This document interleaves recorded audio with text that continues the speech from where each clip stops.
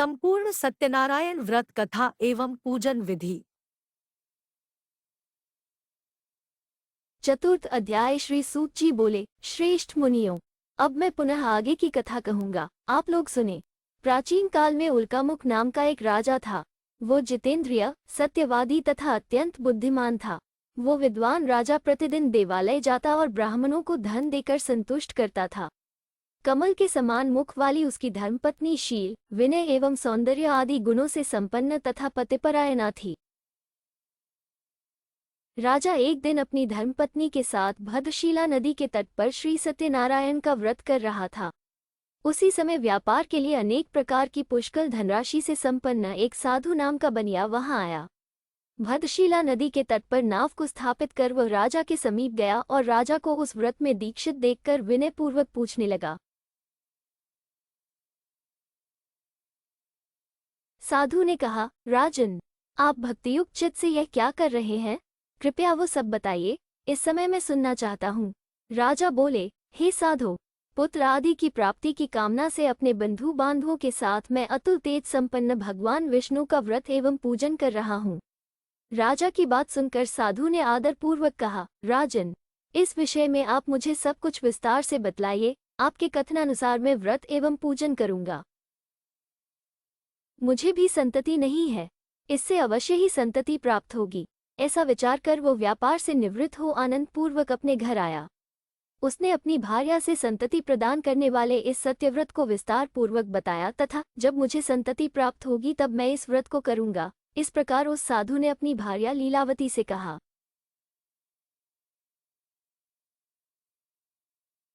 एक दिन उसकी लीलावती नाम की सती साध्वी भार्या पति के साथ आनंद चित्त से ऋतुकालीन धर्माचरण में प्रवृत्त हुई और भगवान श्री सत्यनारायण की कृपा से उसकी वह भार्या गर्भिणी हुई।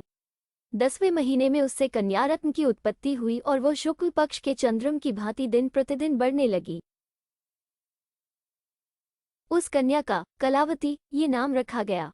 इसके बाद एक दिन लीलावती ने अपने स्वामी से मधुर वाणी में कहा, आप पूर्व में संकल्पित श्री सत्यनारायण के व्रत को क्यों नहीं कर रहे हैं? साधु बोला, प्रिय, इसके विवाह के समय व्रत करूंगा। इस प्रकार अपनी पत्नी को भली भांति आश्वस्त कर वो व्यापार करने के लिए नगर की ओर चला गया। इधर कन्या कलावती पिता के घर में बढ़ने लगी। तदनंतर धर्मज्ञ साधु ने नगर में सखियों के साथ क्रीड़ा करती हुई अपनी कन्या को विवाह योग्य देखकर आपस में मंत्रणा करके, कन्या विवाह के लिए श्रेष्ठ वर का अन्वेषण करो, ऐसा दूत से कहकर शीघ्र ही उसे भेज दिया। उसकी आज्ञा प्राप्त करके दूत कांचन नामक नगर में गया और वहां से एक वणिक का पुत्र लेकर आया। उस साधु ने उस वणिक के पुत्र को सुंदर और गुणों से संपन्न देखकर अपनी जाति के लोगों तथा बंधु बांधवों के साथ संतुष्ट हो विधि विधान से वणिक पुत्र के हाथ में कन्या का दान कर दिया। उस समय वो साधु बनिया दुर्भाग्यवश भगवान का वो उत्तम व्रत भूल गया। पूर्व संकल्प के अनुसार विवाह के समय में व्रत न करने के कारण भगवान उस पर रुष्ट हो गए। कुछ समय के पश्चात अपने व्यापार कर्म में कुशल वो साधु बनिया काल की प्रेरणा से अपने दामाद के साथ व्यापार करने के लिए समुद्र के समीप स्थित रत्नसारपुर नामक सुंदर नगर में गया और पहने श्री संपन्न दामाद के साथ वहां व्यापार करने लगा। उसके बाद वे दोनों राजा चंद्रकेतु के रमणीय उस नगर में गए। उसी समय भगवान श्री सत्यनारायण ने उसे भ्रष्ट प्रतिज्ञा देखकर इसे दारुण, कठिन और महान दुख प्राप्त होगा, ये शाप दे दिया। एक दिन एक चोर राजा चंद्रकेतु के धन को चुराकर वहीं आया जहां दोनों वणिक स्थित थे। वो अपने पीछे दौड़ते हुए दूतों को देखकर भयभीत चित्त से धन वहीं छोड़कर शीघ्र ही छिप गया। इसके बाद राजा के दूत वहां आ गए जहां वो साधु वणिक था। वहां राजा के धन को देखकर वे दूत उन दोनों वणिक पुत्रों को बांधकर ले आए और हर्षपूर्वक दौड़ते हुए राजा से बोले, प्रभु, हम 2 चोर पकड़ लाए हैं, इन्हें देखकर आप आज्ञा दें। राजा की आज्ञा से दोनों शीघ्र ही दृढ़तापूर्वक बांधकर बिना विचार किए महान कारागार में डाल दिए गए। भगवान सत्यदेव की माया से किसी ने उन दोनों की बात नहीं सुनी और राजा चंद्रकेतु ने उन दोनों का धन भी ले लिया। भगवान के शाप से वणिक के घर में उसकी भार्या भी अत्यंत दुखित हो गई और उनके घर में सारा का सारा जो धन था वो चोर ने चुरा लिया।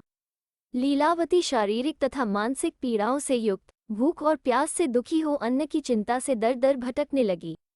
कलावती कन्या भी भोजन के लिए इधर उधर प्रतिदिन घूमने लगी। एक दिन भूख से पीड़ित कलावती एक ब्राह्मण के घर गई। वहां जाकर उसने श्री सत्यनारायण के व्रत पूजन को देखा। वहां बैठकर उसने कथा सुनी और वरदान मांगा। उसके बाद प्रसाद ग्रहण करके वो कुछ रात होने पर घर गई। माता ने कलावती कन्या से प्रेमपूर्वक पूछा, पुत्री, रात में तू कहाँ रुक गई थी? तुम्हारे मन में क्या है? कलावती कन्या ने तुरंत माता से कहा, माँ, मैंने एक ब्राह्मण के घर में मनोरथ प्रदान करने वाला व्रत देखा है। कन्या की उस बात को सुनकर वो वणिक की भार्या व्रत करने को उद्यत हुई और प्रसन्न मन से उस साध्वी ने बंधु बांधवों के साथ भगवान श्री सत्यनारायण का व्रत किया तथा इस प्रकार प्रार्थना की, भगवन, आप हमारे पति एवं जामाता के अपराध को क्षमा करें। वे दोनों अपने घर शीघ्र आ जाएं। इस व्रत से भगवान सत्यनारायण पुनः संतुष्ट हो गए तथा उन्होंने नृपश्रेष्ठ चंद्रकेतु को स्वप्न दिखाया और स्वप्न में कहा, नृपश्रेष्ठ, प्रातः काल दोनों वणिकों को छोड़ दो और वह सारा धन भी दे दो जो तुमने उनसे इस समय ले लिया है, अन्यथा राज्य, धन एवं पुत्र सहित तुम्हारा सर्वनाश कर दूंगा। राजा से स्वप्न में ऐसा कहकर भगवान सत्यनारायण अंतर्धान हो गए। इसके बाद प्रातः काल राजा ने अपने सभासदों के साथ सभा में बैठकर अपना स्वप्न लोगों को बताया और कहा, दोनों बंदी वणिकपुत्रों को शीघ्र ही मुक्त कर दो। राजा की ऐसी बात सुनकर वे राजपुरुष दोनों महाजनों को बंधन मुक्त करके राजा के सामने लाकर विनय पूर्वक बोले, महाराज, बेड़ी बंधन से मुक्त करके दोनों वणिक पुत्र लाए गए हैं। इसके बाद दोनों महाजन नृपश्रेष्ठ चंद्रकेतु को प्रणाम करके अपने पूर्व वृतांत का स्मरण करते हुए भयविह्वल हो गए और कुछ बोल न सके। राजा ने वणिक पुत्रों को देखकर आदरपूर्वक कहा, आप लोगों को प्रारब्धवश यह महान दुख प्राप्त हुआ है, इस समय अब कोई भय नहीं है। ऐसा कहकर उनकी बेड़ी खुलवाकर क्षौरकर्म आदि कराया। राजा ने वस्त्र अलंकार देकर उन दोनों वणिक पुत्रों को संतुष्ट किया तथा सामने बुलाकर वाणी द्वारा अत्यधिक आनंदित किया। पहले जो धन लिया था उसे दूना करके दिया। उसके बाद राजा ने पुनः उनसे कहा, साधु, अब आप अपने घर को जाएं। राजा को प्रणाम करके आपकी कृपा से हम जा रहे हैं। ऐसा कहकर उन दोनों महावैश्यों ने अपने घर की ओर प्रस्थान किया। श्री सूत जी बोले, साधु बनिया मंगलाचरण कर और ब्राह्मणों को धन देकर अपने नगर के लिए चल पड़ा। साधु के कुछ दूर जाने पर भगवान सत्यनारायण की उसकी सत्यता की परीक्षा के विषय में जिज्ञासा हुई। साधु, तुम्हारी नाव में क्या भरा है? तब धन के मद में चूर दोनों महाजनों ने अवहेलना पूर्वक हंसते हुए कहा, दंडिन, क्यों पूछ रहे हो? क्या कुछ द्रव्य लेने की इच्छा है? हमारी नाव में तो लता और पत्ते आदि भरे हैं। ऐसी निष्ठुर वाणी सुनकर तुम्हारी बात सच हो जाए, ऐसा कहकर दंडी सन्यासी का रूप धारण किए हुए भगवान कुछ दूर जाकर समुद्र के समीप बैठ गए। दंडी के चले जाने पर नित्यक्रिया करने के पश्चात उतराई हुई अर्थात जल में ऊपर की ओर उठी हुई नौका को देखकर साधु अत्यंत आश्चर्य में पड़ गया और नाव में लता और पत्ते आदि देखकर मूर्छित हो पृथ्वी पर गिर पड़ा। सचेत होने पर वणिक पुत्र चिंतित हो गया। तब उसके दामाद ने इस प्रकार कहा, आप शोक क्यों करते हैं? दंडी ने शाप दे दिया है। इस स्थिति में वे ही चाहे तो सब कुछ कर सकते हैं, इसमें संशय नहीं। आता उन्हीं की शरण में हम चलें, वही मन की इच्छा पूर्ण होगी। दामाद की बात सुनकर वह साधु बनिया उनके पास गया और वहां दंडी को देखकर उसने भक्तिपूर्वक उन्हें प्रणाम किया तथा आदरपूर्वक कहने लगा, आपके सम्मुख मैंने जो कुछ कहा है, असत्य भाषण रूप अपराध किया है, आप मेरे उस अपराध को क्षमा करें। ऐसा कहकर बारंबार प्रणाम करके वह महान शोक से आकुल हो गया। दंडी ने उसे रोता हुआ देखकर कहा, हे मूर्ख, रो मत, मेरी बात सुनो। मेरी पूजा से उदासीन होने के कारण तथा मेरी आज्ञा से ही तुमने बारंबार दुख प्राप्त किया है। भगवान की ऐसी वाणी सुनकर वह उनकी स्तुति करने लगा। साधु ने कहा, हे प्रभु, यह आश्चर्य की बात है कि आपकी माया से मोहित होने के कारण ब्रह्मा आदि देवता भी आपके गुणों और रूपों को यथावत रूप से नहीं जान पाते। फिर मैं मूर्ख आपकी माया से मोहित होने के कारण कैसे जान सकता हूँ? आप प्रसन्न हो। मैं अपनी धन संपत्ति के अनुसार आपकी पूजा करूँगा। मैं आपकी शरण में आया हूँ। मेरा जो नौका में स्थित पूरा धन था, उसकी तथा मेरी रक्षा करे। उस बनिया की भक्तियुक्त वाणी सुनकर भगवान जनार्दन संतुष्ट हो गए। भगवान हरि उसे अभीष्ट वर प्रदान करके वहीं अंतर्धान हो गए। उसके बाद वह साधु अपनी नौका में चढ़ा और उसे धनधान्य से परिपूर्ण देखकर भगवान सत्यदेव की कृपा से हमारा मनोरथ सफल हो गया, ऐसा कहकर स्वजनों के साथ उसने भगवान की विधिवत पूजा की। भगवान श्री सत्यनारायण की कृपा से वह आनंद से परिपूर्ण हो गया और नाव को प्रयत्नपूर्वक संभालकर उसने अपने देश के लिए प्रस्थान किया। साधु बनिया ने अपने दामाद से कहा, वह देखो मेरी रत्नपुरी नगरी दिखाई दे रही है। इसके बाद उसने अपने धन के रक्षक दूत को अपने आगमन का समाचार देने के लिए अपनी नगरी में भेजा। उसके बाद उस दूत ने नगर में जाकर साधु की भार्या को देख हाथ जोड़कर प्रणाम किया तथा उसके लिए अभीष्ट बात कही। सेठ जी अपने दामाद तथा बंधुवर्गों के साथ बहुत सारे धनधान्य से संपन्न होकर नगर के निकट पधार गए हैं। दूत के मुख से यह बात सुनकर वह महान आनंद से विह्वल हो गई और उस साध्वी ने श्री सत्यनारायण की पूजा करके अपनी पुत्री से कहा, मैं साधु के दर्शन के लिए जा रही हूँ, तुम शीघ्र आओ। माता का ऐसा वचन सुनकर व्रत को समाप्त करके प्रसाद का परित्याग कर वह कलावती भी अपने पति का दर्शन करने के लिए चल पड़ी।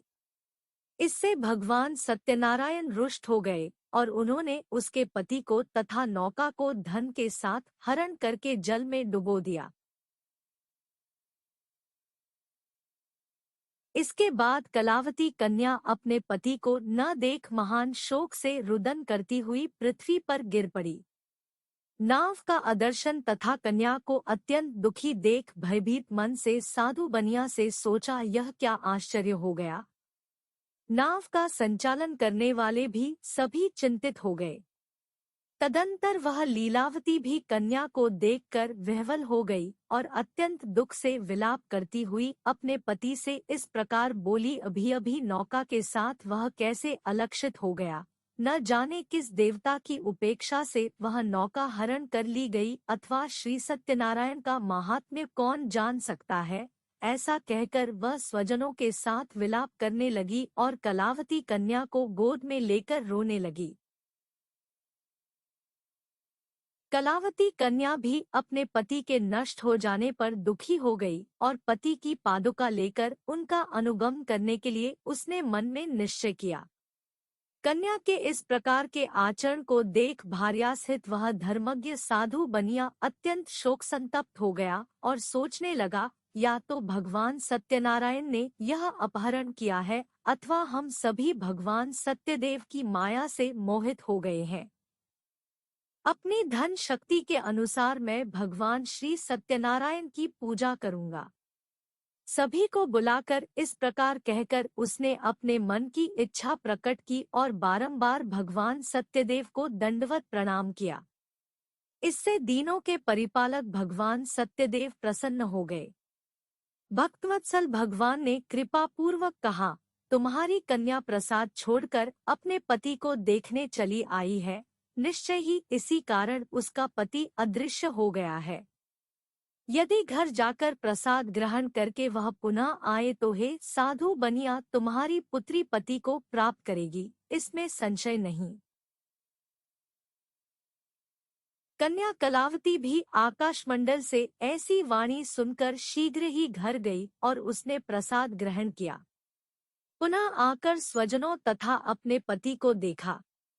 तब कलावती कन्या ने अपने पिता से कहा, अब तो घर चलें, विलंब क्यों कर रही हैं? कन्या की वह बात सुनकर वणिकपुत्र संतुष्ट हो गया और विधि विधान से भगवान सत्यनारायण का पूजन करके धन तथा बंधु बांधवों के साथ अपने घर गया। तदंतर पूर्णिमा तथा संक्रांति पर्वों पर भगवान सत्यनारायण का पूजन करते हुए इस लोक में सुख भोग कर अंत में वह सत्यपुर बैकुंठलोक में चला गया।